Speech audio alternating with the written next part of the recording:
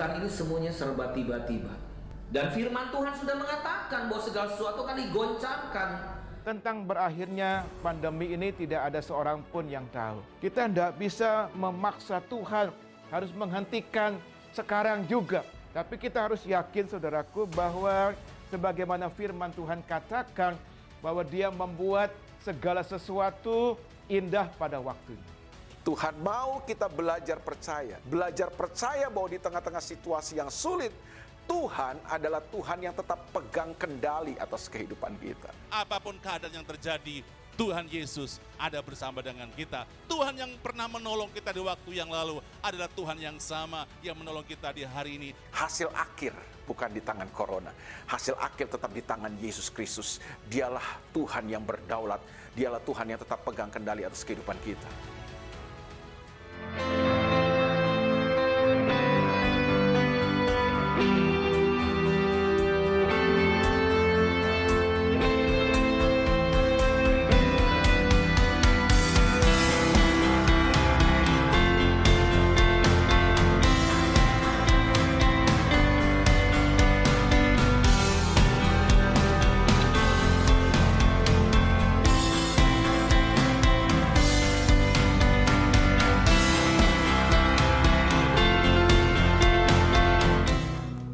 Shalom. Ya, kurang semangat. Shalom. Haleluya. Mari kita menyiapkan hati kita. Yakobus pasal yang keempat, ayat yang ke-8, 7, maafkan, ayat yang ke-7 sampai dengan ayat yang ke-12. Bila masih ada waktu, kita akan tambah ayat 13. Ya. Ayat 7. Mari kita baca lebih dulu. Ya. Karena itu, tunduklah kepada Allah Ya. dan lawanlah iblis, Lawanlah iblis, maka ia akan lari daripadamu. dia akan lari daripada kamu. Terus, Mendekatlah kepada Allah ya. dan ia akan mendekat kepadamu. Ya. Tahirkanlah tanganmu, hai kamu orang-orang berdosa, Ya. dan sucikanlah hatimu, hai kamu yang mendua hati. Kita lompat ayat 10. Rendahkanlah dirimu di hadapan Tuhan, Ya. dan ia akan meninggikan kamu. Ia akan meninggikan kamu. Di dalam surat 1 Petrus dikatakan, dia akan meninggikan kamu pada waktunya. Ya. Coba kita baca sekarang di dalam ayat 11. Ayat 11, agak keras sedikit. Saudara-saudaraku, Ya. janganlah kamu saling memfitnah. Jangan saling memfitnah. Barang siapa memfitnah saudaranya Ya. atau menghakiminya, Atau menghakimi. Jadi memfitnah dan menghakimi itu hampir sama. Terus, ia mencela hukum dan menghakiminya. barang siapa memfitnah saudaranya atau menghakiminya, ia mencela hukum dan menghakiminya. Menghakimi hukum. Terus, Dan jika engkau menghakimi hukum, maka Ya. engkau bukanlah penurut hukum, jika engkau jadi hakim dari hukum, menghakimi hukum, maka engkau bukan penurut hukum, tetapi hakimnya. tapi kamu jadi hakimnya. Jadi sudah keliru. Bukan menjadi penurut hukum. Kita dipanggil untuk jadi penurut hukum, bukan jadi hakimnya hukum. Terus, Hanya ada satu pembuat hukum dan hakim, ya, hanya ada satu hakim dan ada satu pembuat hukum. Siapa dia? Itulah dia. Terus, yaitu dia yang berkuasa menyelamatkan dan membinasakan. dia yang berkuasa menyelamatkan dan membinasakan. Siapa dia itu? Allah sendiri. Terus, Tetapi siapakah engkau sehingga engkau mau menghakimi sesamamu manusia? siapa engkau sehingga engkau mau menghakimi sesama manusia? Ya, jadi kita mesti berhati-hati di dalam hal menghakimi. Ada seorang saudara memuji-muji si A. Ya, saya dengarkan saja. Saya diam, saya tutup mulut, cuma mendengar. Saya tidak memberi komentar. Dia puji-puji si A. Beberapa saat kemudian ia datang lagi kepada saya, dia tidak memuji-muji si A, tapi sekarang dia ngambek sama si A. Dia marah sama si A ini. Ya, si A ini ternyata orang tidak baik, dia bilang. Ya, pengadu domba, macam-macam, tidak bisa dipercaya. Ya, mulut besar, nggak tahu seberapa besarnya mulutnya. Mulutnya besar. Ya, Paulus tentu tahu itu. Wah, saya kaget. Ya, dia bilang, Paulus tentu tahu itu. Cuma kenapa enggak kasih tahu sama saya? Saya ini seperti tertipu. Saya bilang begini, saya terpanggil tidak menjadi hakim dari hukum. Saya ini dipanggil oleh Tuhan untuk jadi penurut hukum, bukan pelanggar hukum. Kalau saya jadi hakim atas hukum, hakim atas seseorang, saya ini bukan menjadi penurut hukum, tapi pencela hukum. Saya melawan hukum. Ya, sebab hakim itu cuma satu. Itulah Allah sendiri. Dia hakim kita. Dia pembuat hukum dan dia jadi hakimnya. Dengan hukum ini dia menghakimi manusia. Jadi kita tidak pernah diberikan hak sedikit untuk jadi hakim. Hanya Allah yang jadi hakim.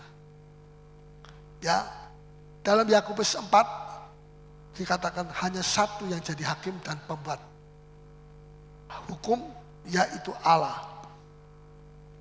Yang berkuasa menyelamatkan dan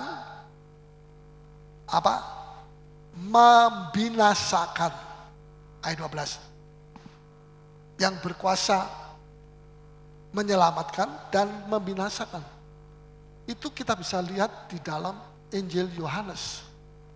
Ada seorang wanita yang didapati berbuat zina, kemudian ditangkap, ya, dan kemudian dibawa kepada Yesus, minta supaya Yesus menghakimi dia. Penghakiman dari Yesus. Tolong hakimi ini. Menurut hukum Taurat ini perempuan mesti dihukum mati, dilempari batu sampai mati. Bagaimana menurut Yesus? Ya, saudara, Tuhan bilang siapa yang tidak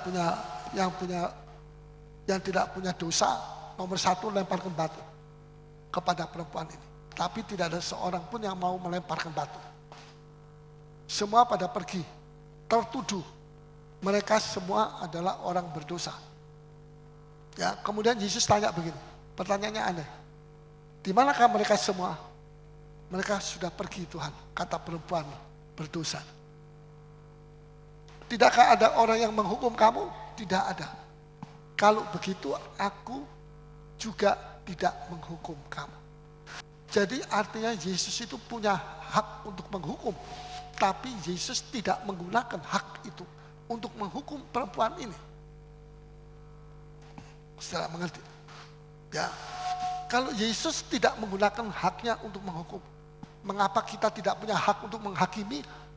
Kita pakai haknya Allah untuk menghakimi.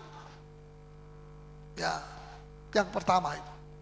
Yang kedua, saudara, ini yang perempuan saja yang dihakimi. Mana yang laki? Dikatakan perempuan ini kedapatan berbuat zina. Berzina dengan siapa? Dengan roh halus? Dengan genderuwo? Tentu dengan seorang laki-laki. Mana laki-lakinya? Tidak ada. Mungkin kong kali kong. Nah, kamu lari saja sudah, lari dulu. Nanti saya tangkap ini perempuan.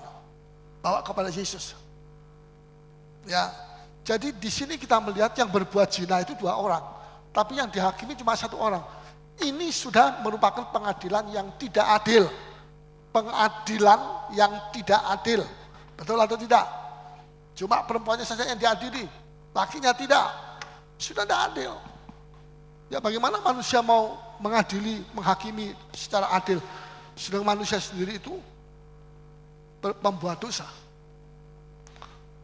Ya, jadi kita harus mengerti bahwa Tuhan menghendaki kita menjadi penurut hukum.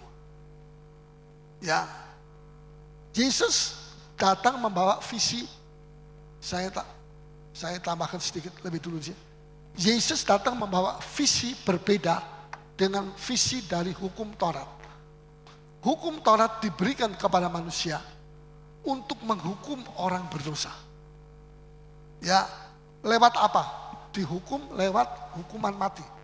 Karena mereka berkata, kalau orang itu sudah mati, tidak bisa lagi dia berbuat dosa. Betul. Kalau seorang pengkonsumsi, pengedar narkoba, dihukum mati, dia tidak bisa mengedarkan narkoba itu lagi. Masa rohnya dia jalan-jalan jualan narkoba? Tidak bisa. Cuma sayang, masih banyak ribuan orang pengedar narkoba di dunia. Cuma satu ini yang ketangkep, yang lain tidak. Nggak adil lagi. Betul? Saudara, tapi Yesus datang ke dunia bukan untuk menghukum, tapi untuk menyelamatkan. Dengan jalan apa? Kalau tadi hukum Taurat menghukum dengan jalan menghukum mati, hukuman mati. Ya, maka Yesus sekarang menyelamatkan manusia dengan memberikan hidup. Lawannya kematian tadi, Yesus memberikan hidup.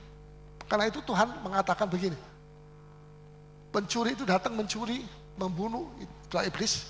Tapi aku, Yesus, datang memberi hidup yang berkelimpahan. Hidup yang bebas dari dosa. Ya, juga di dalam Yohanes 14 ayat 6. Akulah Yesus, akulah jalan, kebenaran, hidup. Ada hidup, selalu hidup. Ya, Yesus datang memberikan hidup. Hidup yang beda dengan hidup yang lama. Semua orang yang datang kepada Yesus, dia diampuni dosanya. Dan dia tidak pernah kembali kepada hidup yang lama. Ini berarti hidup yang kekal. Hidup yang diberikan oleh Yesus. Maria Magdalena yang dirasuk 7 roh jahat, tidak pernah kembali lagi menjadi perempuan, menjadi pelacur. Tidak pernah. Ya, perempuan berdosa dalam Yohanes 8 ini tidak pernah kembali menjadi pelacur. Artinya kembali hidup lama. Tidak. Berarti dia terus dalam hidup baru. Hidup kekal. Dan Yesus bilang, akulah itu hidup kekal. Mari kita baca. Yohanes 10 ayat 10.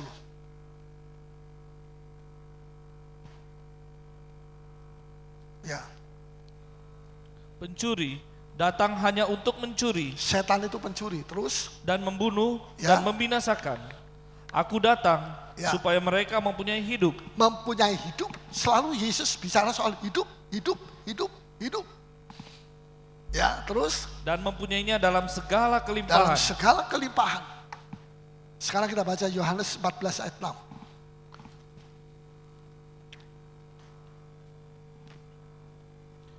Kata Yesus kepadanya, Ya, akulah jalan dan kebenaran ya. dan hidup. Dan hidup bukan hidup lama, kembali hidup lama, hidup dalam dosa itu.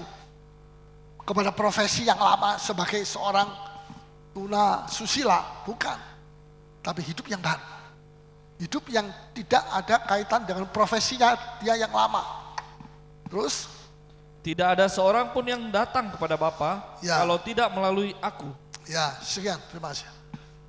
Bukan cuma wanita-wanita tuna susila yang datang kepada Yesus diberikan hidup yang baru, tapi pemungut cukai, ya Lewi, pemungut cukai, dia jadi Matius, dia tidak pernah kembali menjadi pemungut cukai, dia menjadi murid Yesus dan dia menjadi rasul Matius, namanya diganti menjadi Matius, dan dia penulis Injil Matius. Tidak pernah kembali kepada profesi yang lama sebagai tukang pajak yang memeras uangnya daripada pajaknya daripada bangsa Israel. Mereka hidup baru. Saudara, di sini Yesus melepaskan mereka sungguh-sungguh berhasil. Kalau hukum Taurat melepaskan mereka dengan hukuman mati. Jadi semua dihukum mati yang ketangkap itu. Ya, tetapi masih lebih banyak lagi yang hidup di dalam dosa itu yang tidak dihukum mati. Jadi lemah sekali. Ya, saudara, ada beberapa alasan mengapa kita tidak boleh menghakimi sesama. Yang pertama, kita ini manusia yang tidak luput dari dosa. Bagaimana kita sebagai manusia yang tidak luput dari dosa bisa menghakimi orang berdosa? Sama-sama salah. Dia salah, kita salah. Taruh kata begini, hakimnya yang terdakwa salah, koruptor. Ya, hakimnya juga koruptor. Sama-sama koruptor, sandiwara. Tidak mungkin. Tidak ada satu manusia yang tidak berdosa. Semua manusia sudah jatuh dalam dosa. Jadi manusia itu sendiri tidak luput dari dosa. Bagaimana orang yang tidak luput dari dosa bisa menghakimi orang yang berdosa? Sama-sama berdosa. Ya. Jadi di sini kita melihat. Jadi Tuhan mau kita jangan menghakimi, sebab itu penghakiman tidak adil. Yang ketiga, tadi saya sudah jelaskan. Ya. Yang ketiga, kalau kita salah, ya, tidak ada orang menghakimi kita. Tapi kalau orang lain salah, kita begitu keras menghakimi. Itu juga tidak benar. Tidak dibenar, tidak adil.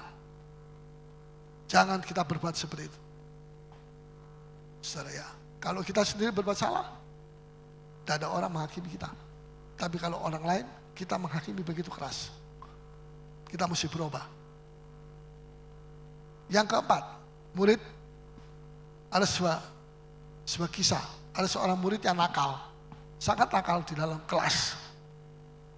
Ya, ini gurunya sudah buat, sudah tidak bisa ngatasi. Dia pergi ke rumah dari anak itu, dia melaporkan kepada ibunya. Ini anakmu nakal sekali.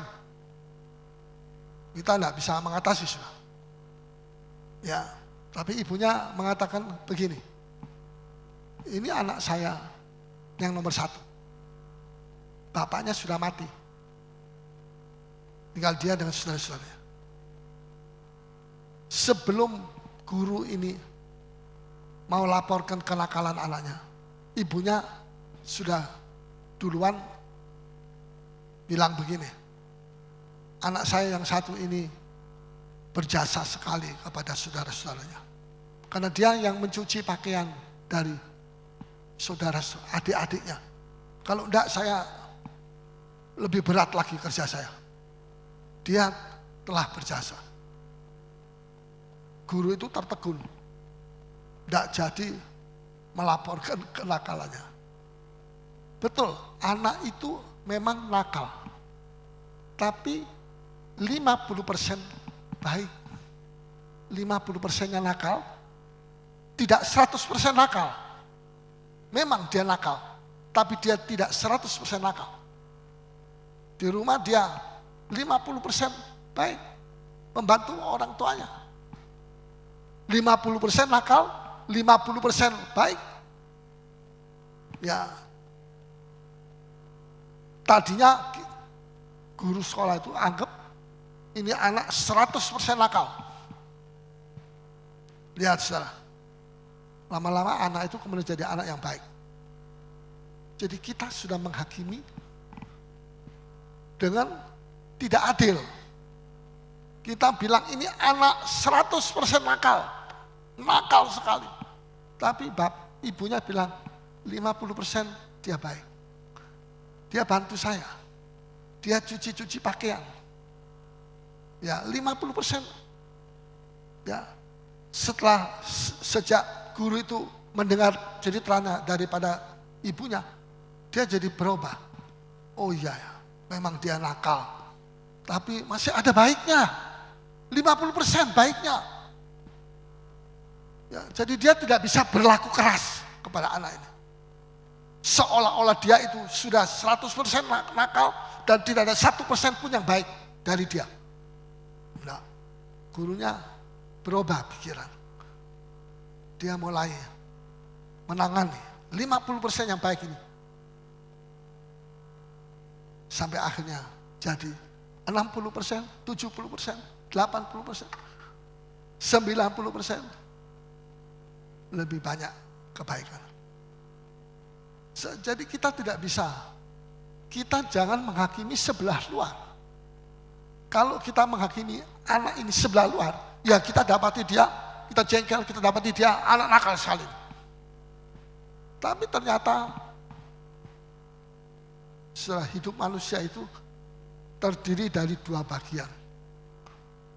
Bagian yang permukaan, itu yang kelihatan.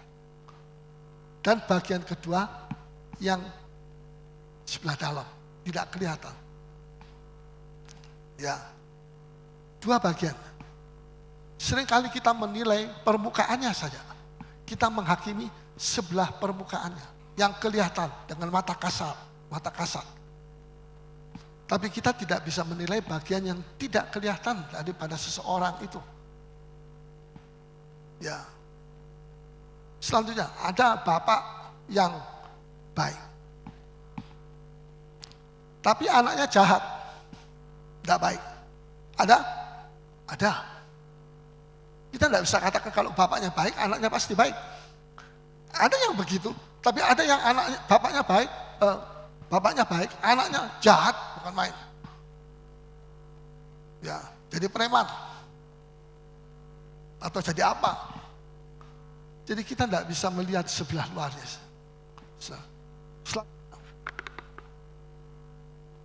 Ada orang tua yang punya titel sampai S3, S1, S2, S3. Anaknya bodoh sekali. Bapaknya pintar sekali. Ya, anaknya bodoh sekali. Bagaimana bisa begitu? Kita tidak bisa melihat sebelah permukaan. Bisa mengerti? Tidak pasti bahwa kalau bapaknya S3, anaknya mesti S10. Bisa mengerti? Yang lain, ini saya kasih contoh supaya kita jangan menghakimi orang. Mulai sekarang kita berubah, jangan kita suka menghakimi. Sebab kita menghakimi itu sebelah luarnya saja. Kita tidak bisa menghakimi sebelah dalamnya. Hatinya orang itu bagaimana? Ada orang kasar, tapi hatinya itu baik. Ada orang yang lembut, tapi hatinya pahitnya, kerasnya, bukan main. Ada, banyak, bukan banyak, banyak.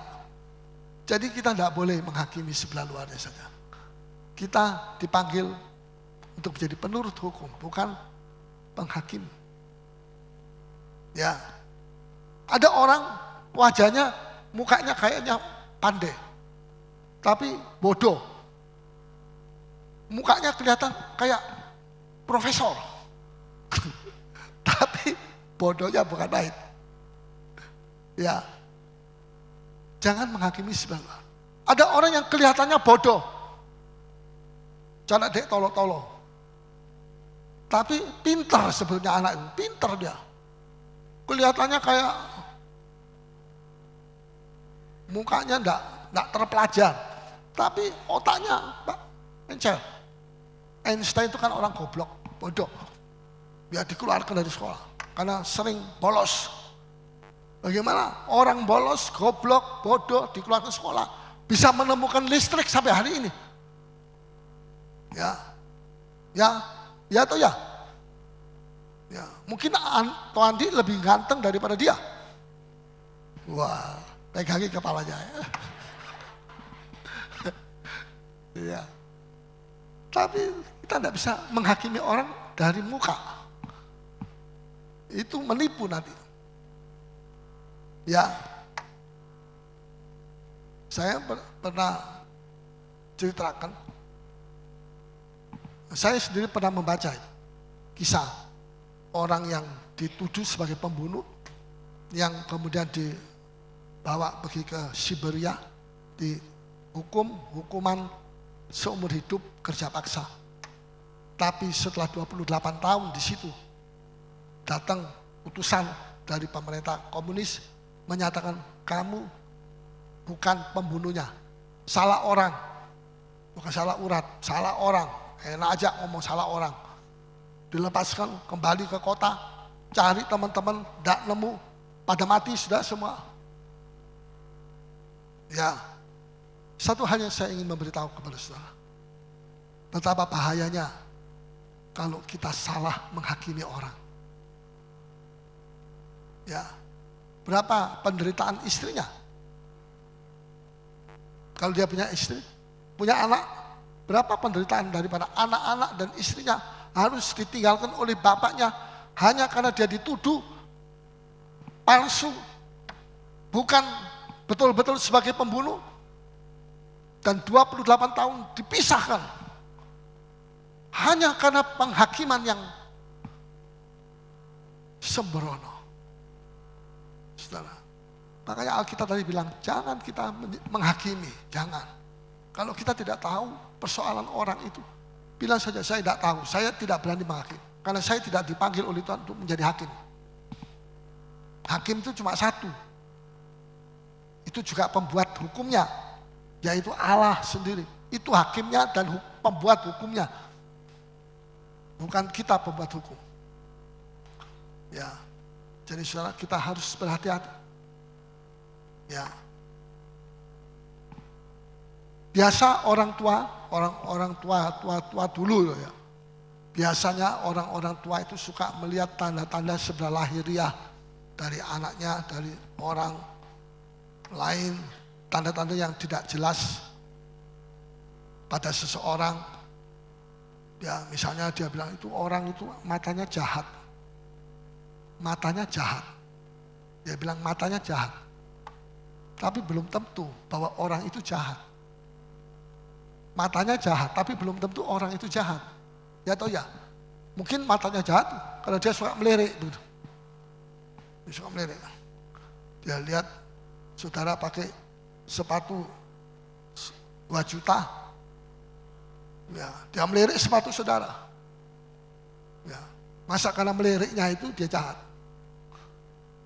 Ya, jadi jangan diukur dengan mata jahat. Jangan menghakimi sebelah luar. Ya, ada orang yang berjalan ke sana kemari, menipu sini, menipu sana. Matanya baik-baik, tidak mata jahat. Ya, tapi dia menipu sana, menipu sini. Jadi jangan kita berhati-hatilah menghakimi seseorang. Karena Allah yang di surga itu melihat. Lebih baik kita menghindari dari hal-hal seperti itu. Ya, ada orang tua bilang begini, kalau orang itu telinganya kayak kelelawar, tahu kelelawar, telinganya kayak kelelawar begini. Ya tuh ya, itu rezekinya banyak kan. Karena ini menampung rezeki. Saya pikir-pikir berapa banyak bisa menampung rezeki kayak gini. Banyak tuh rezekinya. Padahal orang itu miskinnya bukan main. Yang telinganya kayak kelelawar. Saya bilang kelelawar, bilang aja kayak parabola gitu loh. Lebih canggih. Kelelawar itu kayak setan, itu kelelawar juga. Ya. Menghakimi yang aneh-aneh. Tapi di dalam Kristus kita menjadi satu kejadian yang baru. Kita menjadi satu manusia yang baru. Ya, telinga yang kayak kelelawar ini bisa menjadi telinga yang dengar-dengaran kepada Tuhan. Ya, jangan dikaitkan dengan banyak rezeki. Sekali lagi, jangan menghakimi sebelah luar. Karena hanya Allah yang bisa menghakimi sebelah luar maupun sebelah dalam kita. Hanya Allah. Ya. Dalam Yakobus 4 tadi kita sudah baca ayat 10. Rendahkanlah dirimu di hadapan Tuhan. dan ia akan meninggikan kamu. Rendahkanlah dirimu di hadapan Tuhan, dan ia akan meninggikan kamu. Tapi dalam ayat 7, saya mau bacakan. Karena itu tunduklah kepada Allah, dan lawanlah iblis. Tunduk kepada Allah, dan lawanlah iblis. Coba yang keras, lawanlah. Ya, kalau sudah cuma iblis, iblisnya tidak takut. Lawanlah iblis. Lantas, siapa yang akan lari? Saudara yang lari. Tidak, iblis yang akan lari. Betul? Tapi kenyataannya seringkali kita yang lari. Tidak cocok, firman Tuhan yang betul, bukan kita yang betul. Bagaimana kok bisa kita? Itu berarti ada kesalahan pada kita. Ada masalah pada diri kita, sehingga membuat iblis yang diusir itu tidak lari, kita yang lari. Ya tahun 90-an itu saya punya pengerja satu di sini, tapi saya sudah tidak lagi di sini. Saya suruh pergi ke satu orang yang kemasukan roh jahat. Saya bilang, usir tuh roh jahat. Dia pergi sana, dia usir sampai suaranya habis. Saya tanya enggak mau pergi. Enggak mau. Biar pakai nama apa, saya enggak mau keluar. Dia sudah menggeh-menggeh. Dia pulang ke pasturi, dia lapor sama saya. Om, saya tanya, sudah keluar? Belum, enggak mau keluar. Wah, ayo kamu kembali. Setan itu diusir. Ya, dia kembali lagi. Dia usir lagi. Enggak mau keluar. Akhirnya dia kembali lagi ke pastor. Saya tanya, bagaimana? Saya tanya, sudah lari? Enggak om. Enggak mau lari. Jadi saya yang lari. Pantasan saya bilang kamu nih. Saya lari, saya menyerah, enggak kuat. Sendiri. Mengusir setan. Ya ada beberapa orang, bukan sendiri. Ya. Saya bilang, Bible bilang, tunduklah kepada Allah, lawan setan, setan akan lari. Kalau saudara diburu sama anjing, saudara berbuat apa? Duduk. Saudara lari, ya atau ya? Kok diam semua? Kalau diburu sama anjing, bagaimana? Lari. Tapi saudara makin lari, anjingnya makin cepat. Saudara mesti jangan lari terus. Saudara mesti berhenti. Bila perlu, begini. Ya, mau apa? Bila perlu begini, mau apa lu? Nanti dia pikir ini ada anjing baru, badannya kok lebih besar dari badan saya. Anjing itu pelan-pelan dia mundur. Karena ada dua anjing, yang satu lebih besar daripada dia. Ya, jadi kalau kita diburu anjing setan, kita mesti banyak berdoa. Ya, Bible bilang, lawan iblis, maka ia akan lari. Tidak salah ini. Jadi kalau iblis tidak mau lari ya salah kita. Kita mesti koreksi. Kenapa kok dia tidak mau lari? Ya penting sekali untuk kita mengerti kehendak Tuhan. Sekarang dalam ayat 10, rendahkanlah dirimu. Artinya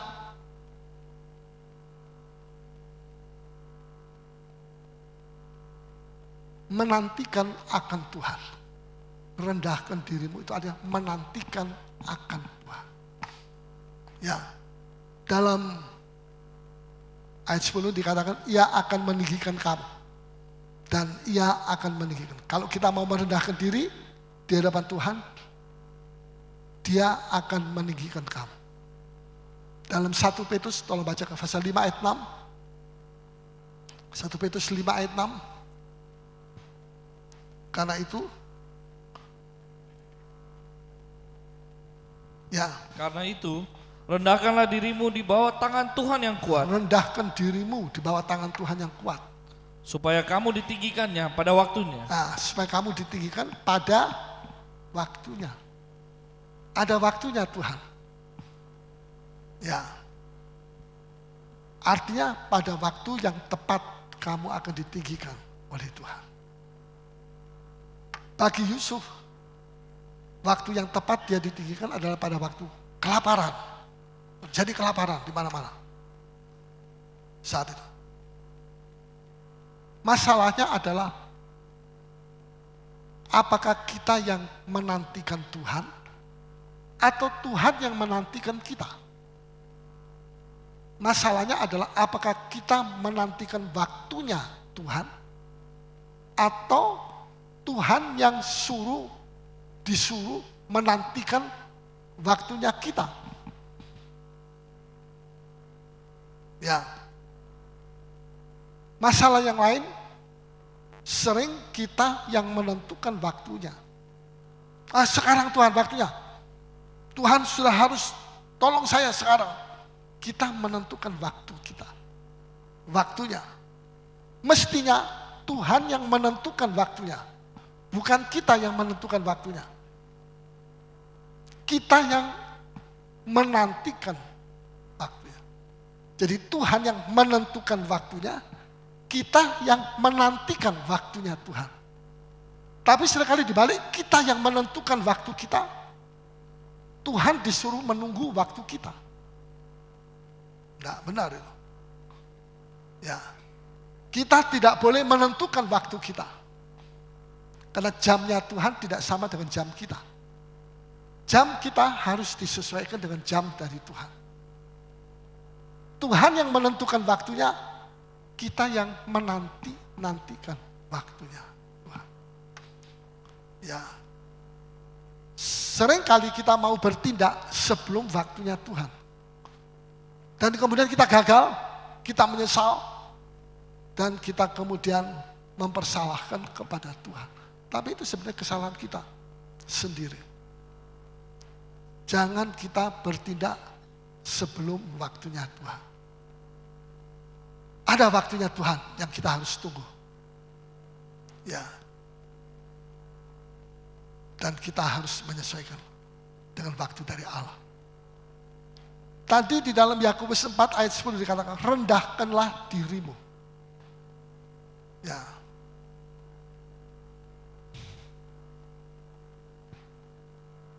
Orang yang tadi saya katakan rendahkan dirimu berarti menantikan akan Tuhan. Orang yang menantikan akan Tuhan itu akan mendapat apa? Ada 3. Ada dua. Akan mendapat kekuatan yang baru. Kalau kita menantikan Tuhan, jawaban Tuhan, kita akan mendapat kekuatan yang baru. Mari kita baca. Yesaya 40 ayat 31. Yesaya 40 ayat 31.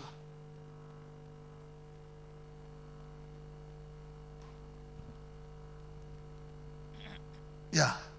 Tetapi orang-orang yang menanti-nantikan Tuhan Ya. mendapat kekuatan baru. Orang-orang yang menantikan Tuhan. Apa saudara menantikan Tuhan? Apa saudara menantikan Tuhan untuk pembelaan? Saudara, atau saudara bertindak sendiri membela diri? Kayak Daud hampir dia membela diri terhadap Nabal. Dia bilang, saya akan datang kepada Nabal, saya akan bunuh sekarang dia. Tapi dia telah dicegah. Jangan kamu bertindak sendiri dalam mencari keadilan. Dicegah oleh Abigail. Jangan mengambil tindakan sendiri dalam mencari pembelaan. Nantikan akan Tuhan. Akhirnya dia nurut. Dia tidak jadi membunuh Nabal dan semua orang laki-laki di dalam rumah Nabal. Apa yang terjadi? Besoknya Nabal kena stroke. Dan dalam tempo 10 hari kolaps, mati dia. Tuhan sendiri yang pukul dia. Janganlah Daud. Kalau Daud yang bunuh dia, termasuk membunuh semua orang laki-laki di rumah Abigail, dia utang darah itu. Daud utang darah berapa ratus orang laki yang dia bunuh, yang tidak punya dosa, tidak berbuat dosa, tidak ikut berbuat dosa yang Nabal. Kenapa mesti mereka dibunuh juga? Bisa mengerti, saudara?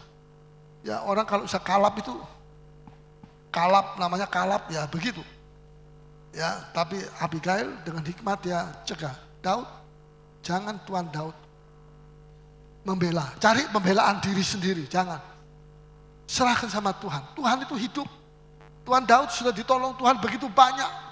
Menghadapi Saul kayak begitu, raja ya bisa Tuhan bela, apalagi cuma Nabal saja. Jangan. Dia dengar perkataan hikmat daripada Abigail. Coba enggak, dia utang darah. Utang darah. Dia mesti bayar itu nanti dengan macam-macam, malapetaka macam-macam. Wah, nasib yang tidak baik harus dia alami. Bunuh satu orang aja darahnya kecipratan di tangannya orang si pembunuh. Apalagi ratusan orang mau dibunuh sama Daud. Tangannya dia berlumuran darah. Ya, menantikan akan Tuhan. Itu penting sekali. Saudara menghadapi masalah, problem. Saudara diperlakukan tidak adil sama orang. Sudah punya tanah mau diserobot, atau sudah diserobot, masukkan pengadilan, macam-macam. Saudara, jangan mencari keadilan dari diri kita sendiri. Ya. Tapi ya bukan tidak boleh, saudara, kalau orang itu memasukkan di pengadilan, ya itu urusan pengadilan. Tapi kita tidak boleh menggunakan kekuatan kita sendiri. Walaupun demikian, kita harus tetap mengandalkan Tuhan. Ya, jadi coba terus, orang yang menanti-nantikan Tuhan mendapat kekuatan baru. Terus Mereka seumpama raja wali yang naik terbang ya, dengan kekuatan sayapnya. ya, Mereka berlari dan tidak menjadi lesu. ya, mereka berlari dan tidak menjadi lesu.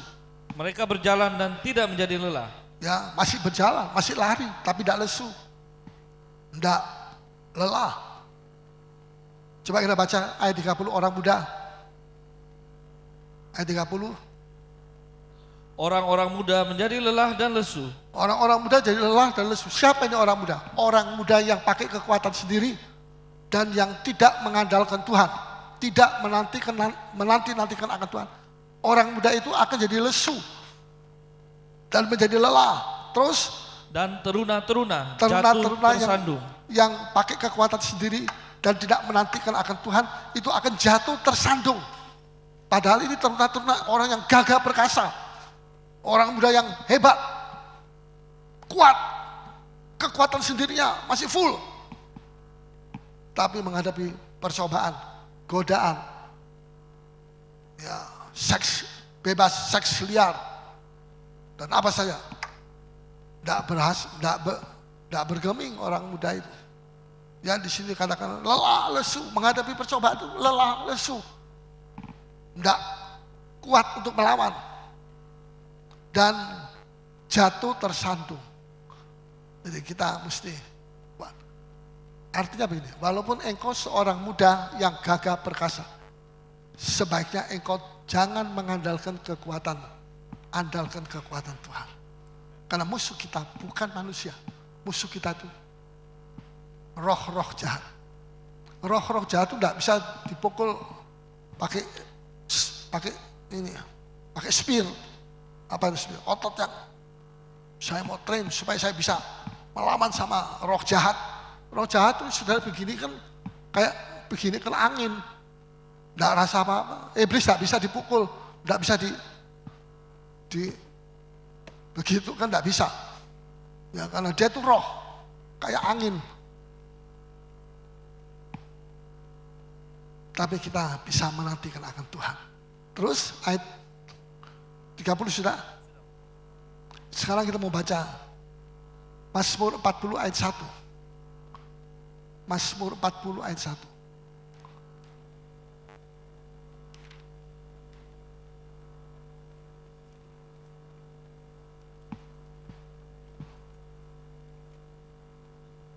Ya, Untuk pemimpin biduan Mazmur Daud. Aku sangat menanti-nantikan Tuhan.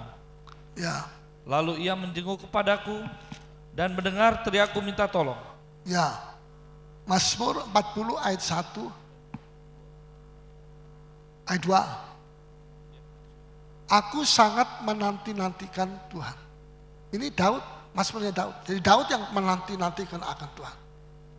Lalu ia menjenguk kepadaku dan mendengar teriakku minta tolong. Ya, di sini kita lihat. Ayat 2, aku sangat, coba katakan sama-sama, sangat.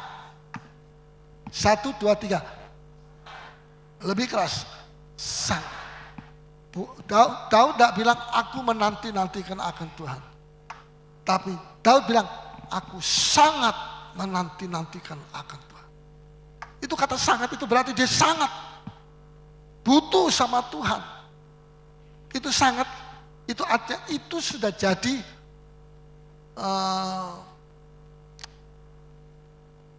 sikap hidupnya dia.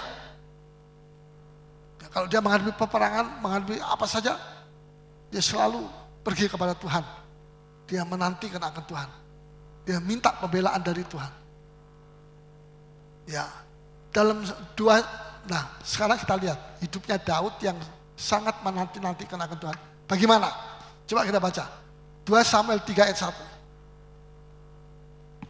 2 Samuel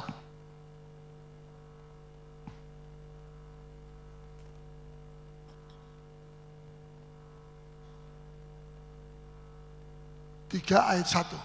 Peperangan antara keluarga Saul dan keluarga Daud berlarut-larut. Ya, peperangan antara keluarga Saul dan keluarga Daud berlarut-larut terus. Daud kian lama kian kuat, sedang keluarga Saul kian lama kian lemah. Siapa yang makin kuat? Daud. Karena apa? Karena dia menanti-nantikan akan Tuhan.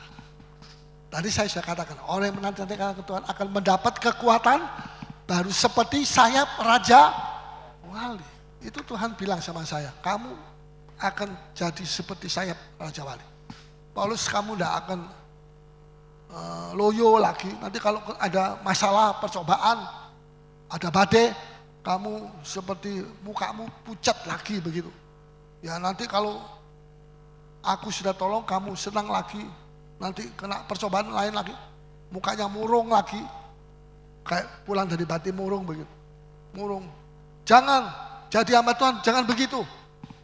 Kamu kena percobaan atau tidak ada percobaan, ada badai atau tidak ada badai, kamu yang segar, yang tegas, yang penuh kekuatan daripada Allah.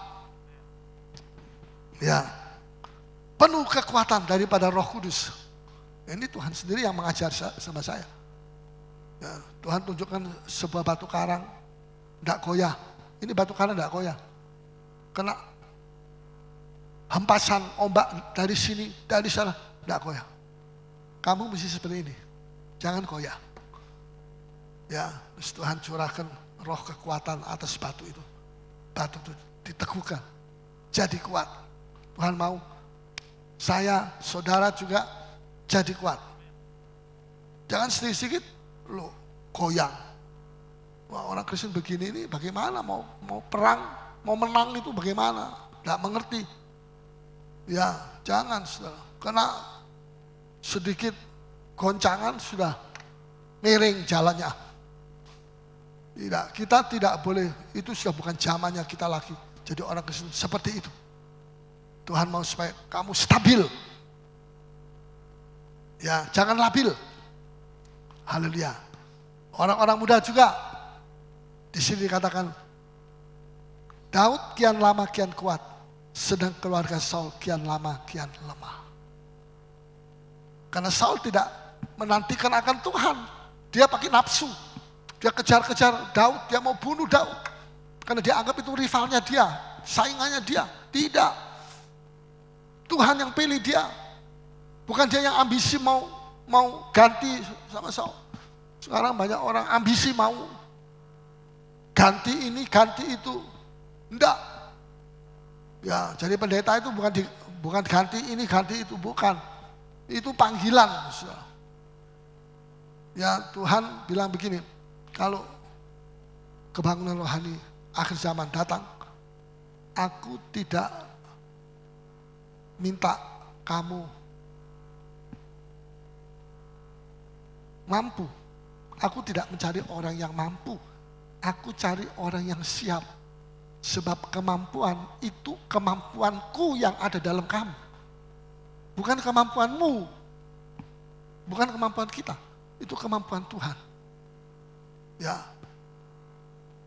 Tapi kalau orang itu tidak siap, biarpun dia mampu, tidak bisa dipakai. Tidak siap. Apa sudah siap?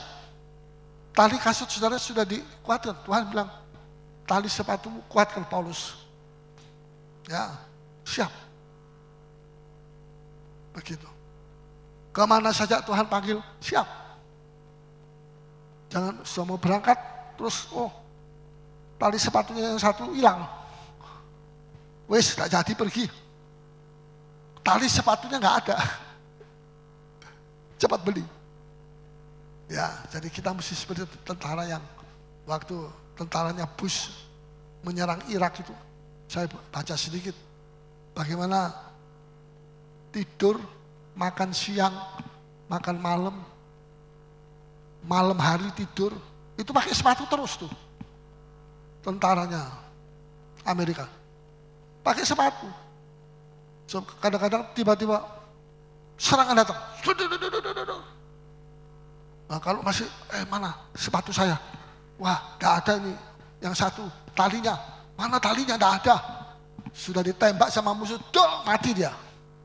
Gak kembali ke Amerika, mayatnya yang kembali. Kenapa? Gak siap. Waktu makan pakai sepatu Lars itu. Waktu tidur ya pakai sepatu Lars. Jadi begitu ada serangan, langsung bangkit. Bukan kemampuan kita yang, itu kemampuan kita itu Tuhan yang kasih kepada kita. Tapi kesiapan kita itu yang lebih penting, saudara. Dan orang itu tidak akan bisa siap kalau tidak dengar-dengaran.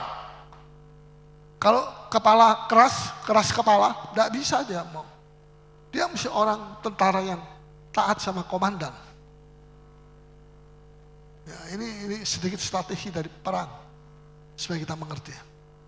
Ya, kalau sudah taat dengar-dengaran, saudara adalah tentara yang siap.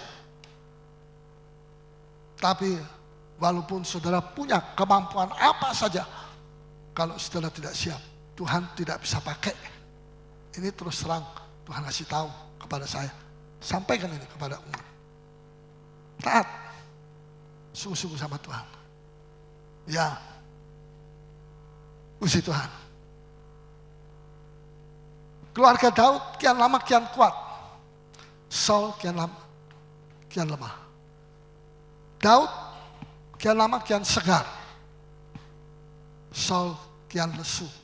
Lesu. Bukan segar. Ya. Daud lebih lama lebih naik. Keluarga Saul makin lama makin melorot, merosot. Ya. Keluarga Daud makin lama makin diurapi. Keluarga Saul makin kering. Ya. Keluarga Daud sendiri makin lama makin muda. Dalam Mazmur 107 ayat 103 ayat 5. Coba tolong bacakan. 103 ayat 5. Makin muda. Haleluya. Tetapi keluarga Saul makin lama makin tua. Ya. Dia yang memuaskan hasratmu Ya. dengan kebaikan, Ya. sehingga masa mudamu menjadi baru. Masa mudamu dibarui. Haleluya. Terus? Seperti pada burung Raja Wali. Ya, sudah. Keluarga Daud makin dimuliakan di dalam Tuhan. Tapi keluarga Saul makin dipermalukan. Coba tolong bacakan Yesaya 49 ayat 23. Ini ayat-ayat sangat penting untuk saudara baca, dicatat, dibaca ulang di rumah untuk menjadi kekuatan saudara. Ya, Yesaya 49 ayat 23. Ya. Maka raja-raja akan menjadi pengasuhmu, Ya. dan permaisuri-permaisuri mereka menjadi inangmu. Ya. Mereka akan sujud kepadamu dengan mukanya sampai ke tanah, Ya. dan akan menjilat debu kakimu. Maka engkau akan mengetahui bahwa akulah Tuhan, dan bahwa orang-orang yang menanti-nantikan aku Tuhan, Tidak. orang yang menanti-nantikan Tuhan tidak akan mendapat malu. tidak akan mendapat malu, tidak dipermalukan. Saudara, dengar baik-baik ini, tidak dipermalukan. Amin. Ya, penting sekali untuk kita mengerti ya. Ya, yang terakhir saya kasih contoh. Saudara, selama saya berada di Makassar 40 tahun melayani Tuhan, ada 2 kali peristiwa besar saya menantikan akan Tuhan. Ada banyak hal-hal yang lain saya menantikan, hal yang kecil-kecil juga. Tapi yang besar ini 2. Yang pertama, 12 tahun menantikan akan Tuhan. Pembangunan gedung gereja Petra ini. Dengan ini hall dan sebagainya. Dan yang kedua, 10 tahun atau 11 tahun terkena penyakit Parkinson. Ya, menantikan akan Tuhan untuk disembuhkan. Dan itu sekarang semua 2 itu begitu cepat saja sudah menjadi kenyataan. Begitu cepat saja. Ya, saudara, 12 tahun pembangunan gedung gereja Petra. Orang bilang mustahil bisa diselesaikan. Orang bilang itu Sungai Sadang, jalan Sungai Sadang itu sudah jadi kuburan besi beton. Kuburannya besi-besi, banyak besi-besi. Belum sempat dicor. Kayak kuburannya besi-besi. Itu kuburannya besi-besi. Sudah tidak bisa apa-apa. Pendeta Paulus sudah gagal dia. Ya, tapi dalam keadaan seperti itu saya tidak pergi ke sini, ke sana. Minta bantuan ke situ, ke sana. Saya menguatkan kepercayaan saya kepada Tuhan. Seperti itu, menguatkan kepercayaan saya kepada Tuhan. Tidak ada orang melihat dan tidak ada orang yang tahu berapa banyak air mata saya yang harus saya tumpahkan. Tidak ada. Ya, hanya Tuhan yang tahu dengan saya. Sebab Tuhan janji, orang yang menanti-nantikan akan Tuhan itu tidak takut dihakimi oleh perkataan manusia. Kita seringkali takut apa kata orang tentang diri kita. Kita tidak takut kepada apa kata firman. Kita takut kepada apa kata orang. Tapi orang yang menanti-nantikan akan Tuhan tidak takut akan apa yang orang katakan tentang diri kita. Dan tidak terpengaruh dengan ulah manusia.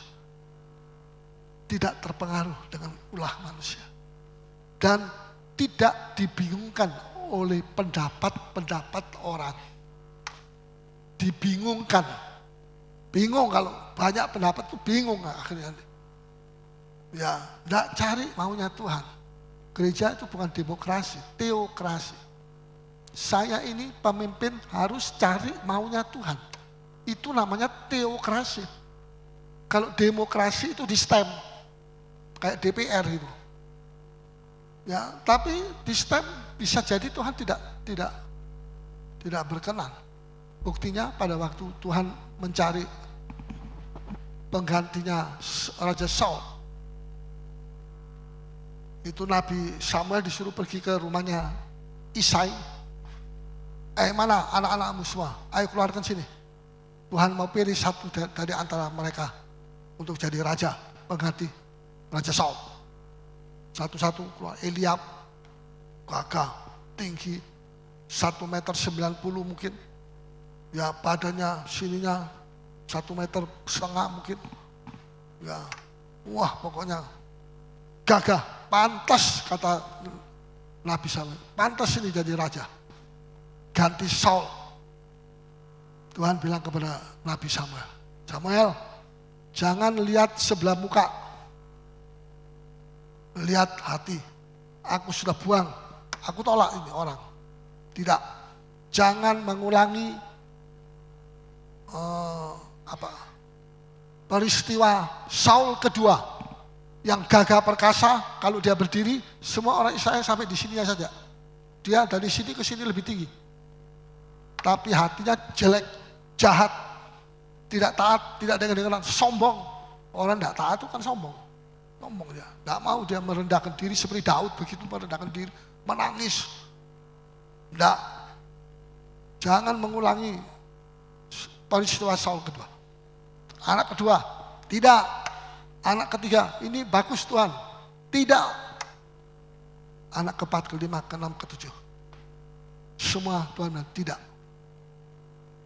Kalau di STEM, mungkin anak pertama, kedua, ketiga itu masuk nominasi calon raja. Kalau di STEM, Tuhan tidak mau. Tidak usah STEM-STEMan, aku lihat hatinya. Ya, aku tidak lihat sebelah luarnya. Ini teokrasi, bukan demokrasi. Ya, kemudian masih ada anak lagi. Yesaya bilang ada satu, paling kecil. Jadi gembala domba. Nabi Samuel bilang, panggil. Saya tidak akan makan bersama dengan kamu seluruh keluarga kalau satu anak itu tidak dipanggil. Selesaikan dulu tugas saya. Tunggu, nggak makan, kelaparan, nggak apa-apa. Ya banyak hamba Tuhan nggak tunggu makan, nggak tunggu tahu, makan dulu.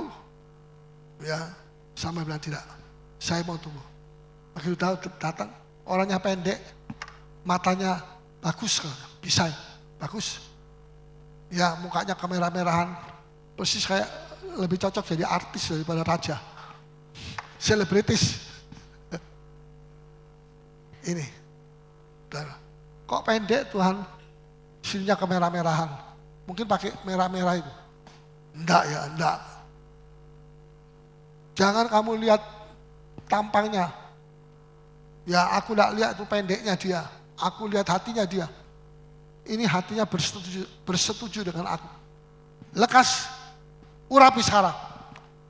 Jangan tunggu, urapi. Jadilah dia raja. Itu namanya teokrasi, penunjukan dari atas, bukan dari bawah. Ya, orang yang menanti-nantikan akan Tuhan itu membuka hati untuk firman. Saudara, setelah bangunan ini jadi, ya setelah bangunan ini jadi, mulut-mulut usil di luar dibungkam sama Tuhan. Mereka yang mengatakan, tidak mungkin itu gereja bisa bangun. Mereka tertutup mulut, bukan ternganga. Mereka, ya mujizat Tuhan. Ya, semua terjadi seperti mimpi. Mulut kita penuh dengan tawa. Ini dalam Mazmur 126, boleh baca. Mulut kita penuh tawa, lidah kita penuh sorak-sorai, kata firman Tuhan. Yang tadinya mengkritik,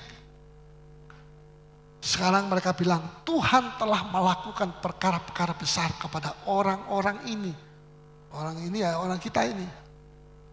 Ya, siapa yang menabur dengan mencucurkan air mata, dia akan menuai dengan sorak-sorai. Oh haleluya, puji Tuhan. Ya. Jikalau bukan Tuhan yang membangun gedung ini, sia-sialah usaha orang yang membangunnya. Mazmur 126. Sia-sia. Sungguh semua indah pada waktunya. Tuhan akan mengabulkan permintaan kita, asal menurut caranya dan waktunya untuk kita. Haleluya. Setelah menantikan Tuhan 12 tahun ini, menantikan Tuhan 12 tahun. Kini jemaat Petra tidak lemah, tapi kuat. setelah 12 tahun. Jemaat Petra tidak lesu, tapi segar. Ya, seperti tadi itu keluarganya Daud dan keluarga Saul. Tidak lesu, tapi segar. Jemaat Petra tidak merosot, tetapi meningkat kuantitas dan kualitasnya. Ya, setelah 12 tahun, jemaat Petra tidak menjadi tua, tapi muda, dibaharui lagi oleh Tuhan. Ini luar biasa. Ya, tidak dipermalukan. Setelah 12 tahun kita menunggu. Tidak dipermalukan, tapi dipermuliakan bersama dengan Yesus Kristus. Oh, haleluya. Tidak kering, tetapi diurapi oleh Roh Kudus. Hadirat Tuhan ada di sini. Ya, Tuhan tunjukkan bahwa di daerah ini, sini, ini Tuhan perlihatkan seperti ada gas. Gas. Gas itu seperti begitu ya, gas. Ya, gas itu kan, ya gas, namanya gas. Apa itu Tuhan? Itu adalah Roh Kudus. Kuasa Roh Kudus. Dan dari sini nanti, dari mimbar ini, nanti akan keluar banyak orang muda untuk jadi hamba-hamba Tuhan. Memberitakan firman pengajaran Tuhan ke daerah-daerah. Saudara, ini sedang terjadi, mulai terjadi saudara. Dari gereja ini nanti akan keluar tenaga-tenaga yang baru ke daerah-daerah. Ada 3 daerah yang diserahkan kepada gereja Petra. Ya, antara lain yang satu adalah Jeneponto. Dan saya sudah dengar kesaksian banyak jiwa-jiwa sekarang di sana itu bertobat. Banyak. Ya, itu daerah yang paling keras. Tapi saya tidak boleh terlalu banyak ngomong tuh di sana. Saudara mau doakan untuk saudara-saudara kita di Jeneponto? Doakan. Jangan kita nanti kalau sampai di sorga dituduh kamu egois ya. Itu daerah Sulawesi Selatan itu kamu abaikan. Itu memang daerah miskin. Tapi kita jangan mau melayani orang kaya saja. Itu salah. Ya, orang kaya mesti melayani orang miskin. Amin. Iya. Dan saya tantang orang-orang kaya di sini. Ya, kalau sudah punya 100 juta itu seorang kaya. Ya, kita kalau kita orang miskin mau melayani orang miskin bagaimana? Tapi kalau kita dilimpahi kekayaan, kita dilimpahi uang untuk misi, ya untuk mission trip, ya untuk jiwa-jiwa. Supaya nanti kalau kita berdiri di dalam kitab Wahyu, berdiri di sorga, kita tidak tertuduh, aduh banyak orang Sulawesi Selatan yang belum bertobat. Kita kurang punya jiwa misi, kita terlalu egois. Wah, jangan sampai kita dikeluarkan dari situ sama Tuhan. Ya. Ini Tuhan sudah memberitahu ada 3 daerah di barat, di selatan. Yang 2 saya masih lupa itu. Tapi ada. Tuhan serahkan. Ya. Yang 10 tahun menunggu kesembuhan Parkinson, nanti saya akan sampaikan di Denpasar, bukan di sini. Haleluya. Beri tepuk tangan bagi Tuhan kita yang luar biasa. Mari kita bangkit berdiri semua.